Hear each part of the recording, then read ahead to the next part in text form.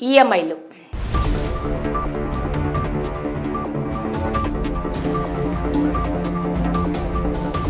ఈ రోజుల్లో ప్రతి ఇంట్లో ఒక్కరికైనా ఈఎంఐల పరిస్థితి ఉంటుంది. వాహనాలపై ఈఎంఐ, ఇల్లు కొనేటప్పుడు ఈఎంఐ, లేదా వ్యక్తిగత అవసరాలకు బ్యాంకుల వద్ద తీసుకున్న డబ్బులకు నెల నెల ఈఎంఐ, ఇలా ఏదో ఒక రకమైన ఈఎంఐలు అనేవి ప్రతి ఉద్యోగి జీవితంలో భాగం అయిపోయాయి. అయితే ఈ ఈఎంఐలు ఒక్కో పరిస్థితిని బట్టి ఒక్కోలా వడ్డీ రేట్లను అందిస్తూ ఉంటాయి. కొందరికి ఈఎంఐలు కట్టడం భారంగా మారుతుంది. అయినా కూడా తప్పదు కాబట్టి ప్రతి నెల వాయిదాలు చెల్లిస్తూనే ఉంటారు.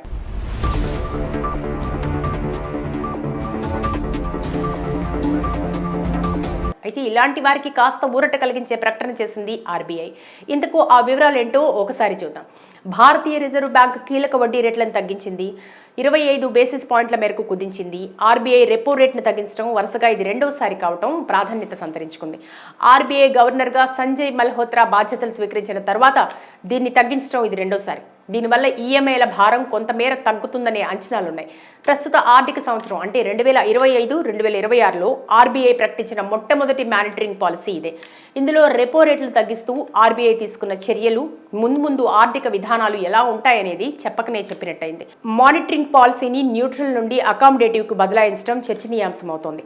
RBI governor Sanjay Malhotra monitoring policy విధానాన్ని కొద్దిసేపటి కిందటే ప్రకటించారు. ఈ ఆర్థిక సంవత్సరంలో వాస్తవ స్థూల జాతీయోత్పత్తి 6.5% అంచనా వేసినట్టు వెల్లడించారు.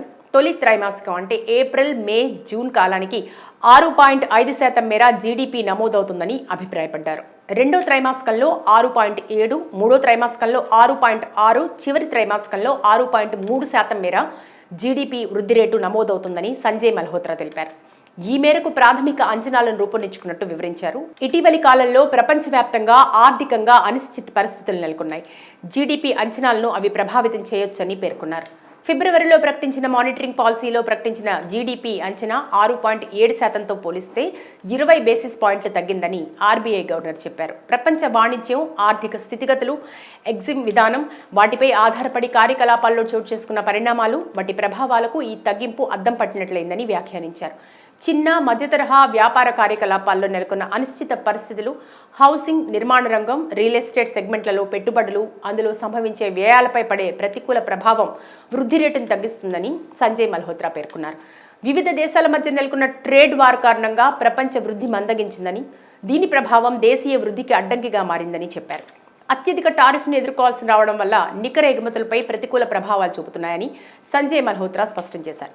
ఇతర దేశాల రెసిప్రోకల్ టారిఫ్ను పోల్చి చూస్తే భారత్లోనే చాలా తక్కువగా ఉన్నాయని చెప్పారు. దేశ విదేశీ వాణిజ్య ఒప్పందాలపై అమెరికా తీసుకుంటున్న నిర్ణయాలు తీవ్ర ప్రభావాన్ని చూపుతున్నాయని అన్నారు.